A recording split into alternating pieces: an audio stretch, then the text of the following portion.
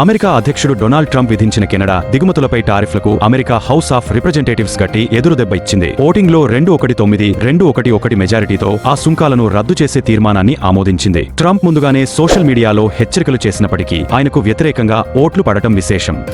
ఒడిశాలోని ఉన్న నువాగావ్ గ్రామంలో 23 ఏళ్ల దళిత యువతి శర్మిష్ఠా సేతి అంగన్వాడీ కేంద్రంలో సహాయకురాలు వంటకారిణిగా నియమితులైన తరువాత కొందరు పైకుల కుటుంబాలు కేంద్రాన్ని బహిష్కరించాయి. ఆమె వండిన ఆహారం తాము తీసుకోమని చెబుతూ తమ పిల్లలను అంగన్వాడీకి పంపడం మానేశారు. దీంతో దాదాపు 3 నెలలుగా అంగన్వాడీ కేంద్రం పూర్తిగా పనిచేయని పరిస్థితి నెలకొంది.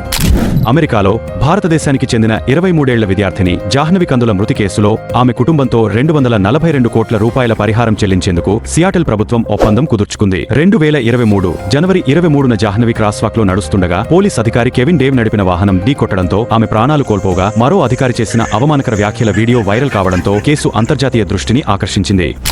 ఐసీసీ పురుషుల టీ20 వరల్డ్ కప్ 2026లో భాగంగా భారత్ నమీబియా మధ్య న్యూఢిల్లీలో కీలక గ్రూప్ మ్యాచ్ జరగనుంది. మరోవైపు నమీబియా కెప్టెన్ రాత్రి ఫ్లడ్ లైట్స్ తో ప్రాక్టీస్ అవకాశాలు సమానంగా ఇవ్వలేదని అసంతృప్తి వ్యక్తం చేశారు.